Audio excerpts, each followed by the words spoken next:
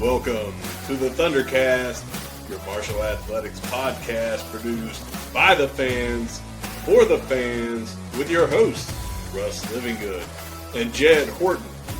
We're bringing you the thundering word on the thundering herd each and every week, so keep it right here, because the ThunderCast is on the loose.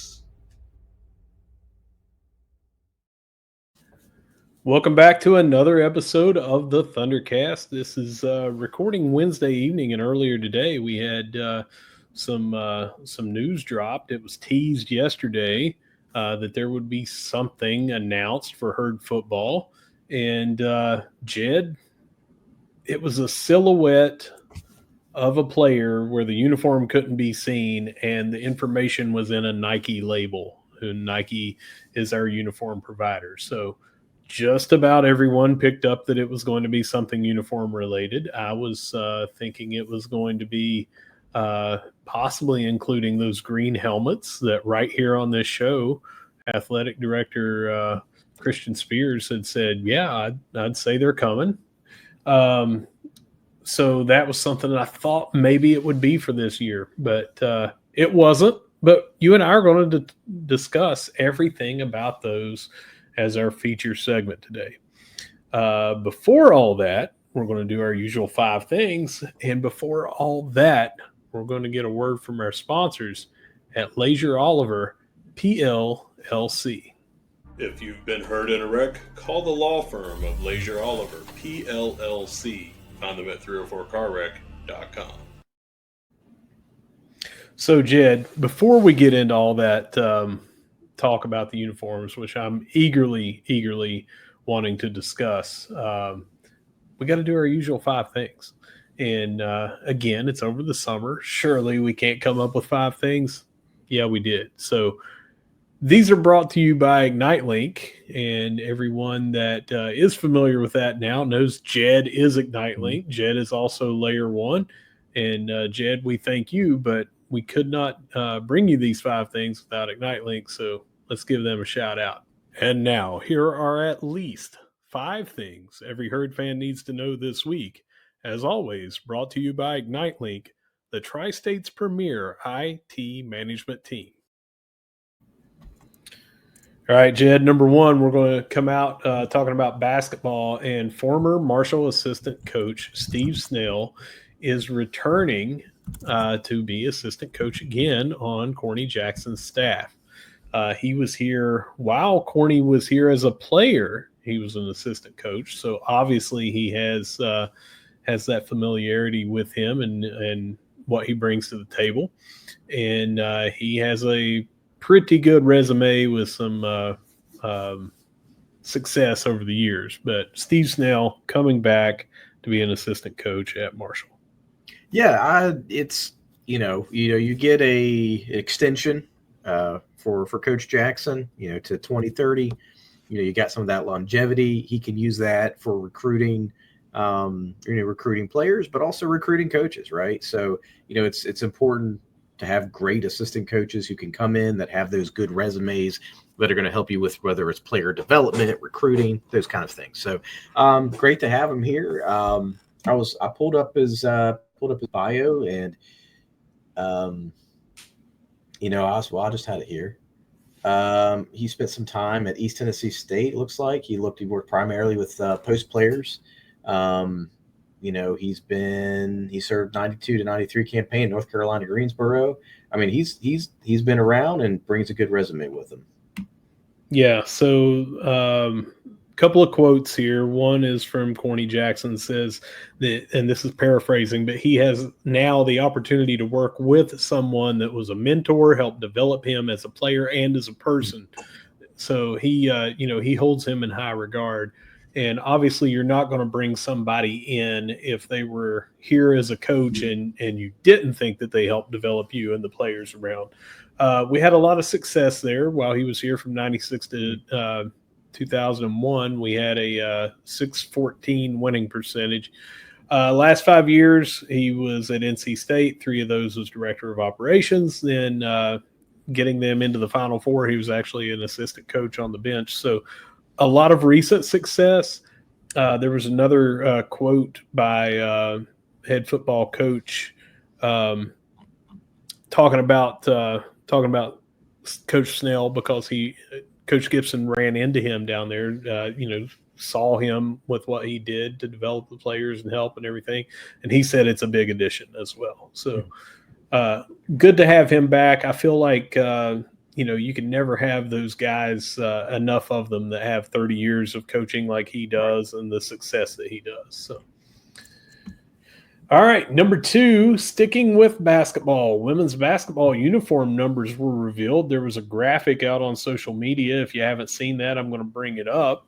But one of the things about that is someone kind of went under the radar. I don't recall if we had it listed or not, but back in February, we picked up a commitment from Cynthia Stowers.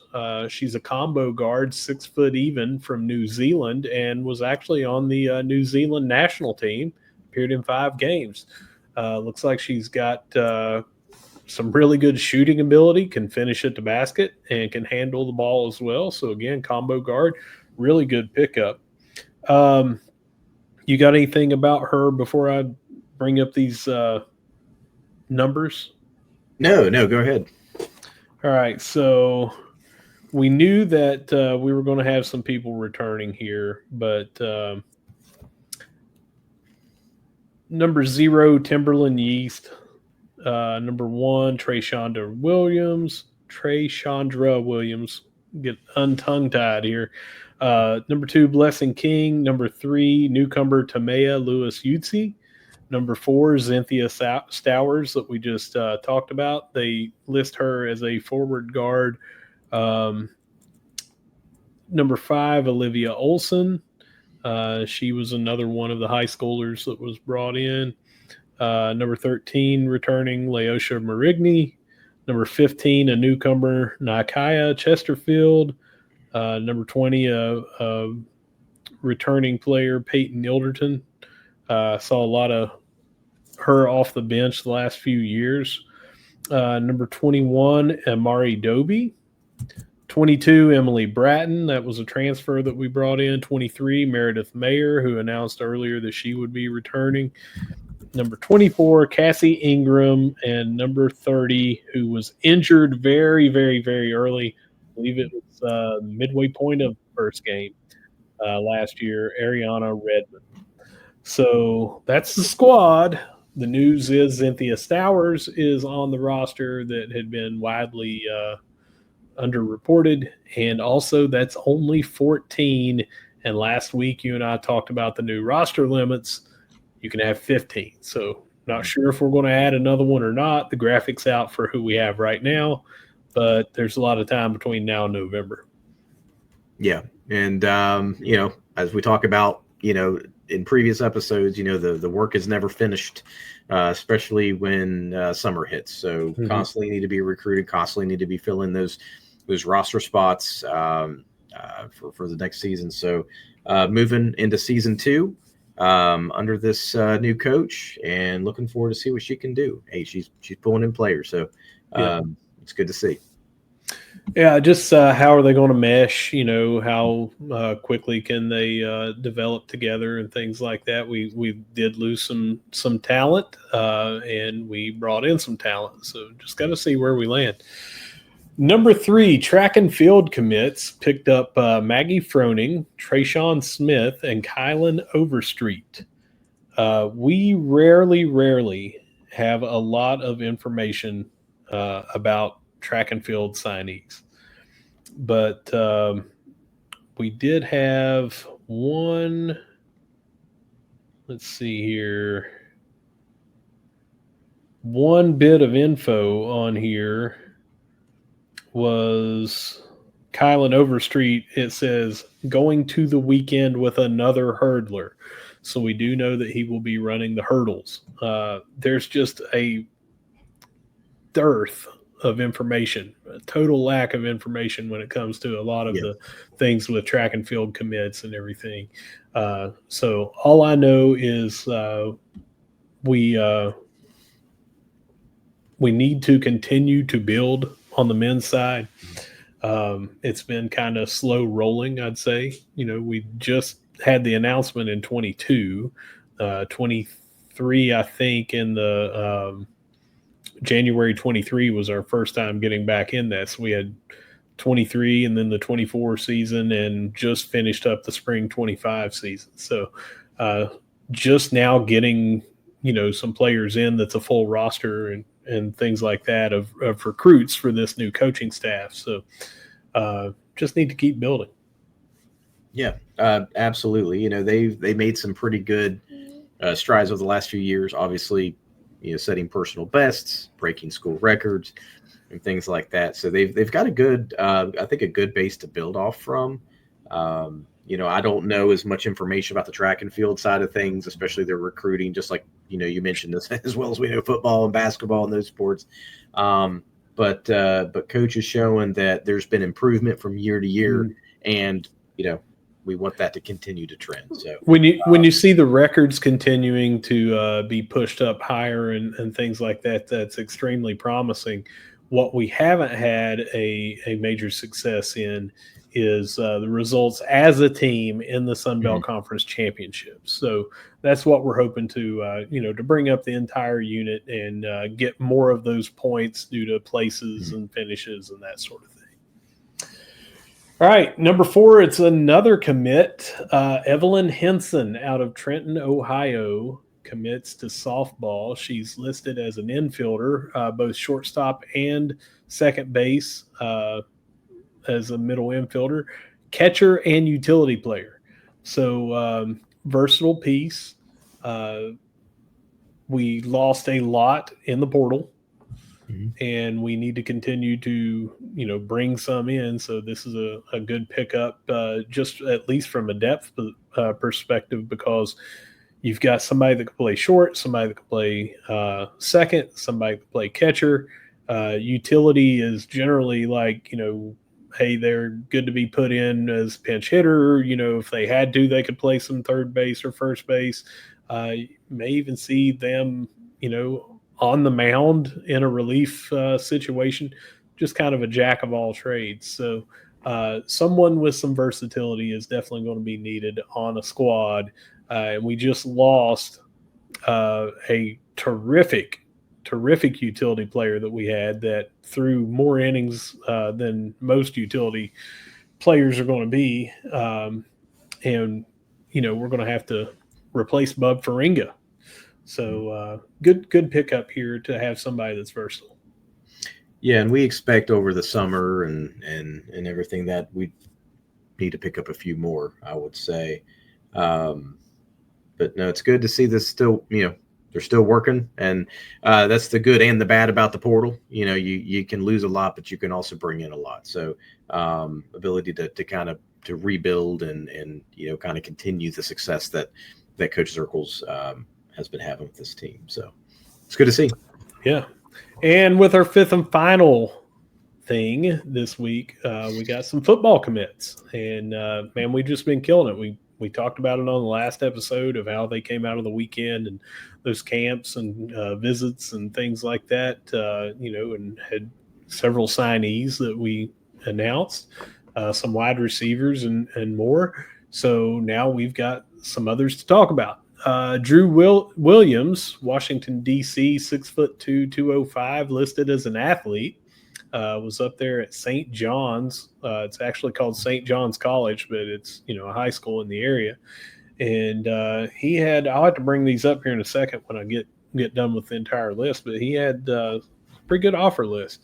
Then you got J.C. Houston, the second, out of Cincinnati, Ohio, 6'2", 175-pound defensive back. Had him listed as a free safety / cornerback. So not sure where he will end up.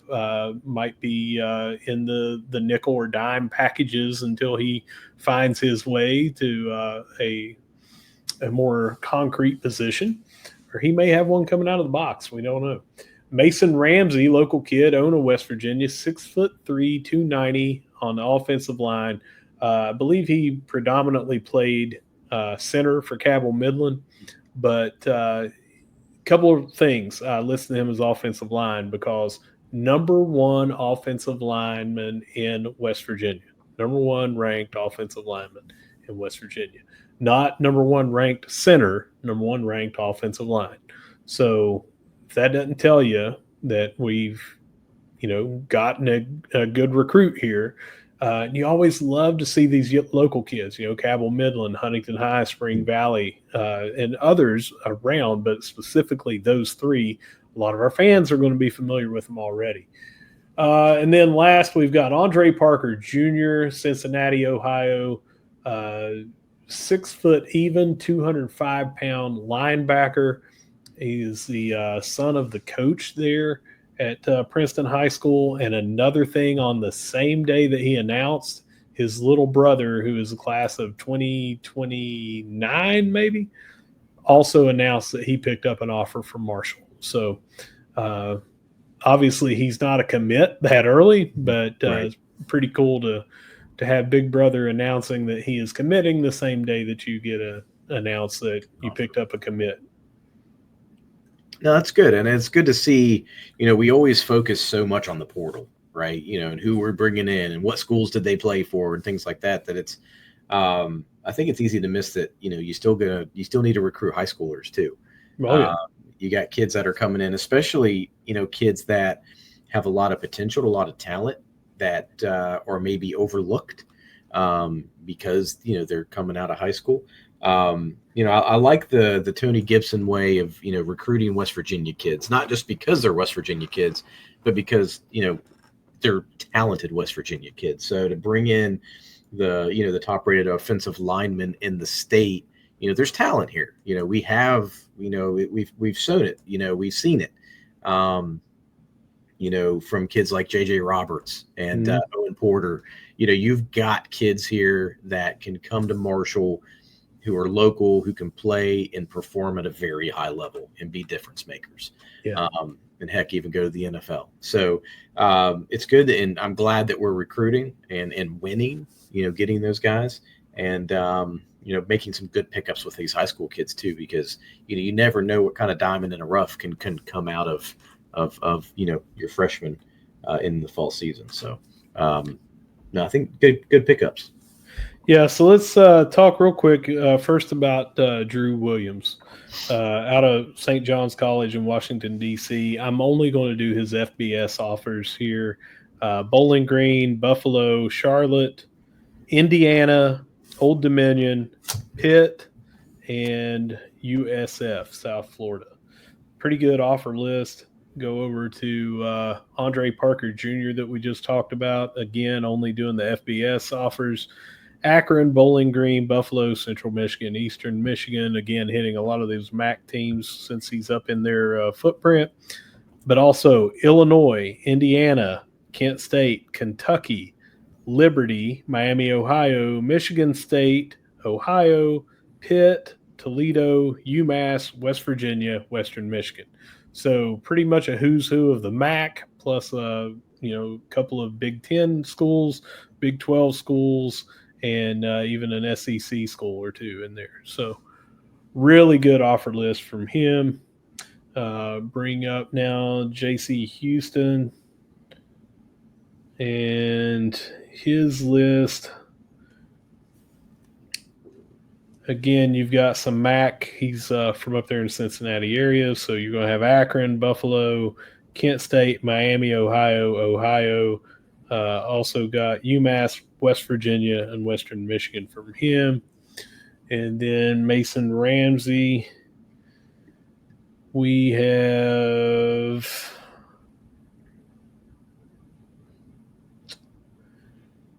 Army, Bowling Green, Marshall, of course, Toledo, Kentucky, Ohio, Penn State. Oh, no, Penn State was not an offer, and neither was Kentucky. I'm sorry. They had him listed. I guess maybe they were recruiting him but didn't offer. But anyway, really good pickups. Again, it seems like this 2026 class, these last 10 days or something like that, we picked up quite a few. A lot of good athletes. Really eager to see where this first recruiting class for a full recruiting class that we can get in for Coach Gibson, see where we finish up. But Jed, that does it for our 5 things every Herd fan needs to know this week. Brought to you, as always, by ignite.link. And it goes to show, Russ, week after week after week, there's always something going on in Marshall athletics, even though school is not in session. That's right. That's right. But as we talked about earlier in the show to lead off, we got a lot to talk about these uniforms. They just dropped today. And what we had was an update for our jerseys. It didn't look like there was any changes to the helmets. Didn't look like there were any changes that I could see to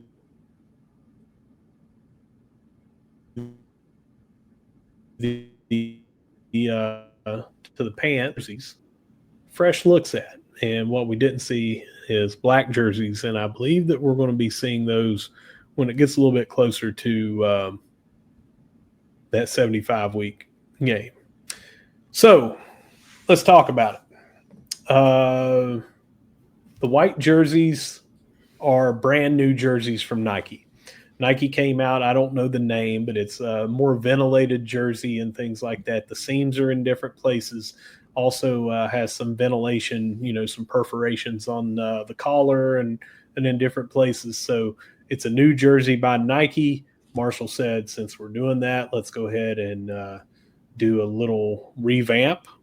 And it came out with an all-new look. I think the thing that comes out number one overall is the varsity stripe, same as you see on our white helmets, with the solid Kelly green in the middle, white on both sides of that, and black on both sides of that, is now on the sleeves near the shoulders of the jerseys on the whites and the greens. I think we should start right there. Tell me what your reaction was when you saw those.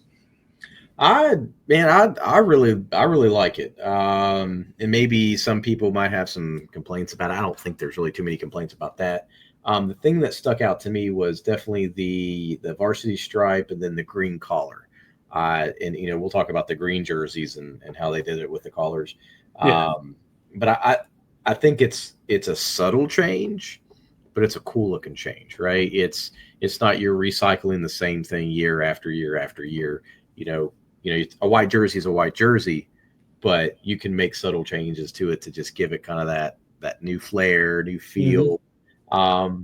I personally don't have any complaints with it. I think it looks slick. I think it looks sharp.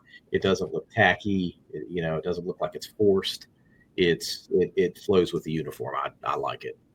So for anyone that, we're not, even if you're listening to this podcast, we're not putting photos up on the visual version. If you're watching on YouTube, you can see that we're not. But if I can describe this for you and you have not seen these yet, we're not talking about the 1980s style 3/4 sleeve, 3/4 down the upper arm sleeve with rings around them, the entire on the underside and everything. This is only on the upper shoulder. The deltoid part is where the sleeves of these jerseys are, and it's only on the outside, and it just runs right to the seam and it stops, is where this varsity stripe goes. But if you're familiar with our white helmet, the two skinnier black and then the two skinnier white with a thicker Kelly green stripe right down the middle. All Jed's got a helmet. I got one right here. Yeah. So similar to that, yeah. Yeah. So Jed, if you turn that sideways for everybody, 90 degrees. No, I mean like showing the stripe. Yeah. Rotate it so it would look like what the sleeve looks like. Oh, like the sleeve. Oh, yeah. So the sleeve would look like that. Yeah. Yeah. So that's just right on the deltoid right there. Mm-hmm. Now, what you're going to notice if you're looking at the white jersey, Toby Payne comes out in the video and he's wearing our black helmet. Well, the black helmet doesn't have the stripe of the varsity stripe the way it is. It's different. The stripe in the middle is white, and then you've got two black on that side and then two green are on the outer. So that is not going to match when we're doing our combinations. That doesn't bother me. I'm just letting people know we don't have different combinations for the white jerseys to match every helmet that we have. So if we wear a black lid and a white top, the varsity stripes are not going to match and be symmetrical. Okay, other things to the white. I talked about this being a new jersey, and you can see on the white and the green, kind of right through here, if you're watching on YouTube, there are vertical seams. So it looks like there's kind of more of a front panel to the jersey instead of having the seams running down the sides of your rib cage from the underarms down to the waist. The Marshall wording that is on there right above the numbers kind of looks like to me in the first photo that it may have shrunk a little bit, and it might have been because of the vertical seams going up through there that they had to fit that on there, so they had to make it a little smaller. Again, this is not Marshall saying let's put some vertical seams in here for the hell of it. This is the new jersey style from Nike. So I can't really tell. Looking at the photos that I posted of Toby Payne wearing last year's white and Toby Payne wearing this year's white, they're two different sizes, at two different angles. It's hard for me to tell if it's exactly been shrunk down or if it's optical illusion. Another thing that makes this more of an optical illusion, the Sunbelt Conference graphic, the SBC logo, and the Nike swoosh logo. So on the right shoulder or chest plate was the SBC logo. It's been raised up, and it is now kind of in the same linear path as the varsity stripes that are on the shoulder sleeves. And the Nike swoosh is on the left. It has been raised up as well. So now there's more white spacing around the Marshall letters on the chest plate. That may make it look to be smaller as well because there's more negative space around it. Mm-hmm. So I don't know. I'd love to see these up close and have a true both the same size looking at last year and this year. But I just wanted to clear that up because as I discussed this on Twitter earlier, had a bunch of people jumping on there to say, yeah, I don't like Marshall looking smaller. I liked how it was bigger last year. I could be totally wrong. It was just my first reaction of looking at that. And, they have the seams on both sides of the Marshall lettering going across there. So they could not make it bigger. Otherwise, it would overlap the seams. Sunbelt logo, I mentioned that it was bumped up a little bit. I like its placing there. It is also just an outline of green on white lettering, which is the inverse of the letters for Marshall on the white jersey. So it looks different. Last year it was green, and it was green whether it was on the black, whether it was on the white, whether it was on the green. It was all that same green with white outline. This year now SBC is in white with the green around it. The Nike swoosh on the other side, on the left, it is solid green, the same color as the Marshall lettering on these jerseys, the white jerseys. The collar, and if you zoom in real close on some of these photos of these, you will see the new ventilation and everything on these collars. But the collar on the white jersey is now green. It was formerly black, as it was with the green jerseys as well. So now it's green, and instead of the Marshall Block M that's on there that says Marshall, or just the Block M, doesn't have the bar logo across it from last year, is now what I call outline Marco. So think of the logo that is not the brown Marshall bison head on top of the M. It is the one that is white with black outline around it and the green eyes. That's what you have now on the pendant, I guess you would say, of the collar. The very point there of the collar has that now. Jed, the only other things is there has been updates to the numbering. The numbering is now a custom font, it looks like. So we have our own font that we're using for the numbers.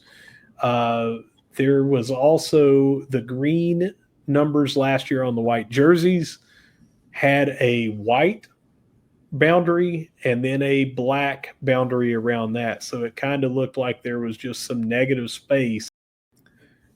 All right, sorry, we had a little hiccup and a glitch there with the computer, but I want to finish talking about these numbers. There was a little bit of negative space, it looked like, around the green numbers last year of white, and then the black outline border around that. Now the black outline is just right around the numbers. So first thoughts that I had looking at these white jerseys, I didn't like them.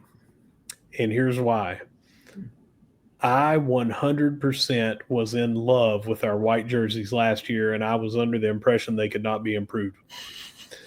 It took me about 30 minutes or less to love these jerseys. So my initial knee-jerk reaction was, why? And then I was like, no, the green collar does look good instead of the black. No, the Sunbelt and Nike swoosh being higher does look good. And yeah, those stripes do look good. But I did have someone, like I said, on the white jerseys, they were talking about how the green numbers last year with the white negative space before you get to the black border around there, or if you want to say it had a white border and then a black border around the white border, whatever you want to say.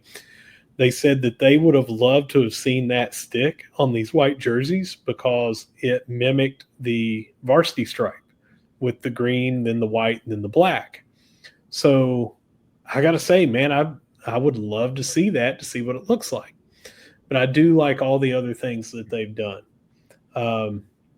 The logo, I'm not sure on the Sunbelt logo how it would have looked if it was solid green on white with the white surrounding. But again, putting a white border on a white background, that's probably why they didn't do that. It looks better when you invert it. But man, I'm about as close to a 10 out of 10 as you can get on these white jerseys. Just looking at them, we kept the same basic look and added a couple of features that I really like. I think I'm with a little bit of everybody that maybe the pendant, if you left that the Marshall Block M, but again, it's a green collar. How do you put the green M on a green collar? You want it to stand out. And I know that it does have a light border on there, but I just think that this was a way around that too, to go with that. And you still got the Marshall Block M up on the bumper of the helmet.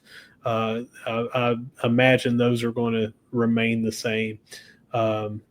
So you've also got the Marshall script logo on some of the helmets. Maybe the black one is the one that had that this last year. But white jerseys, knee-jerk reaction for me was didn't like it because it was change. Very, very quickly I said, hey, change is good. And now I'm really in love with them. So you told me you liked them straight off. So out of the gate, I'm always big on that. I always like new. I like refresh things. I'm not real big on a completely like a total revamp.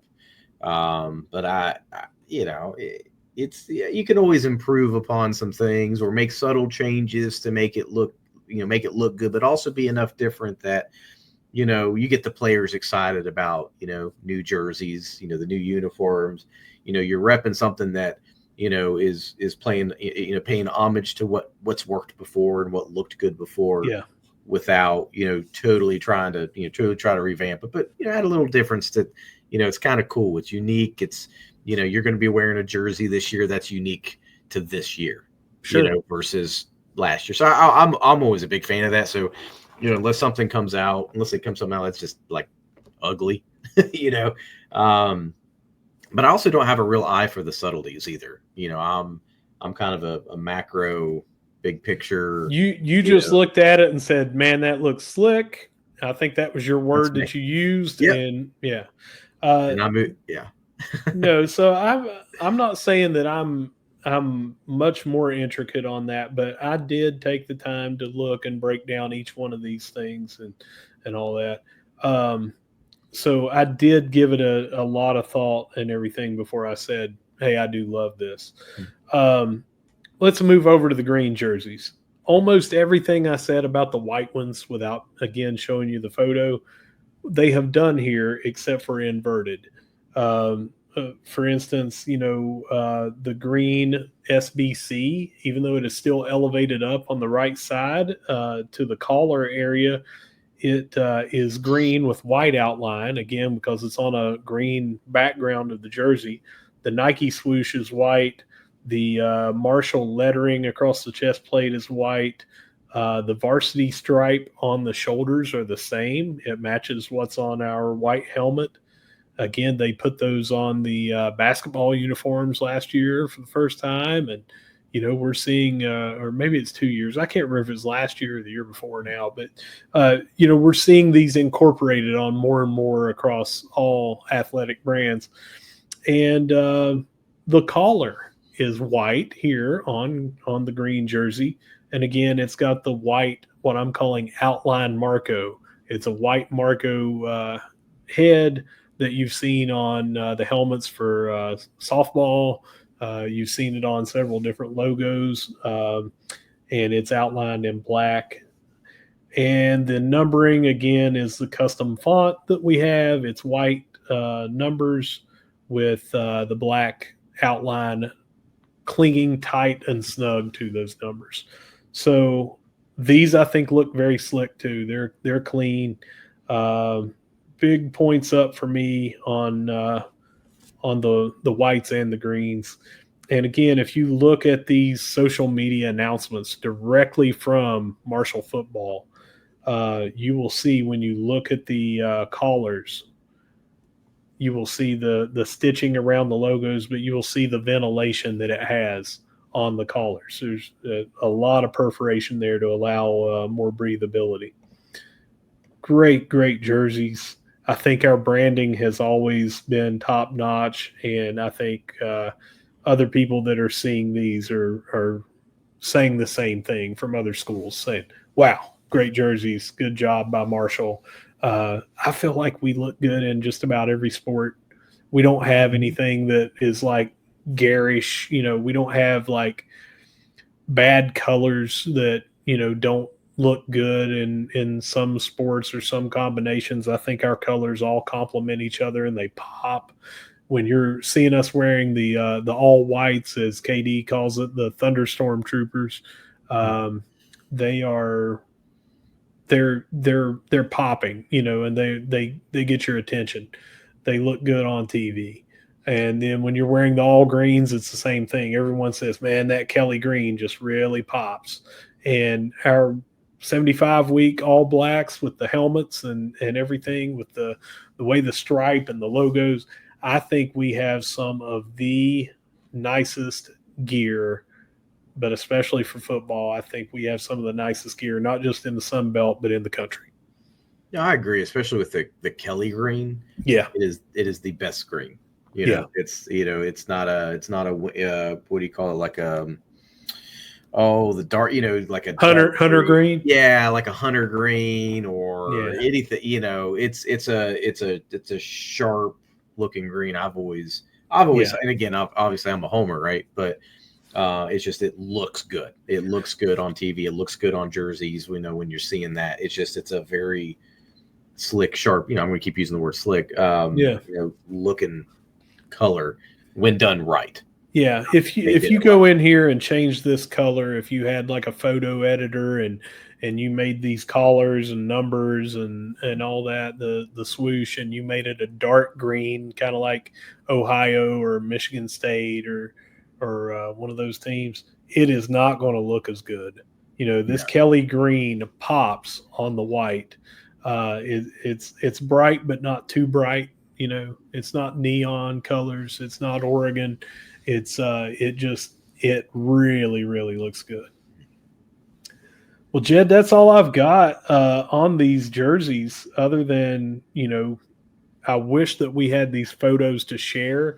I don't. We don't want to risk putting those up and crashing the studio while we're trying to do that.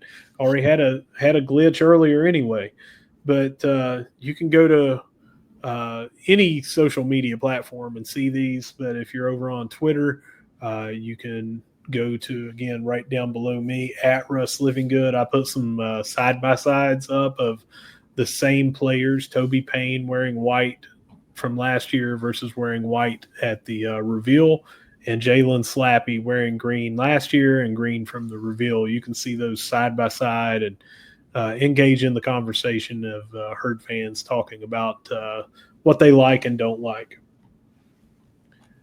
But that's it for me. I don't have anything else on these jerseys. You got any final thoughts on them? No. Other than I'm a fan of them, and it seems like most people that were commenting on that were too. I mean, most of them were. Most of the comments I saw were more nitpicky. Yeah, Not nothing in a wrong good with in a that. good way. Yeah, just Right? Yeah, yeah, just having maybe stripes down the pants. Having the block in versus yeah, it wasn't. These jerseys are all garbage. yeah, It's sure. most people I think overly positive Mhm. with maybe some minor changes. Yeah. And there were some that were like, I think it's a slight drop off from last year, but they're talking about what they thought was what I was saying originally, a perfect jersey that you couldn't improve on. Mhm. So maybe they'll come around on it too. Also, it's only been seen in some up close photos and not really in a way that shows it off. It was on cameras moving around and things like that. So uh, as we get a little bit closer to the season and we see these in some still photos head to toe of the players wearing them, it may grow on some people. But I think the tweaks they made, they didn't go in and say, let's reinvent the wheel. They said, okay, we're going to start here with these, but let's move around this. Let's change this color and that sort of thing, and made some tweaks that overwhelmingly everyone loves. Yeah. No, I agree with that for sure. Well, Jed, that does it for another episode of the Thundercast. And I did forget to say that the features segment, since we did not have an Around the Herd, was brought to us by Layer One. I mentioned you and Layer One earlier, but just want to remind everybody, if you need any kind of business infrastructure needs, Layer One can help you out. Get a hold of Jed at Jed Horton if you have questions about Ignite.link or Layer One and what they can do for you. Yeah. All right, Jed, with that, I'm going to say, whether you see us at the Jack, whether you see us at the Joan, or whether you see us at the campus store, wondering where we can buy these new jerseys that we love, no matter where you see us, we're going to be saying, go Herd. We're the Thundercast, and we'll see you later. KD and I will actually be back. If you're watching this, we're going to upload it, try to, on Wednesday night. By Friday morning, we'll have another episode out of our position group breakdown series. But we'll see you in a couple of days. Later.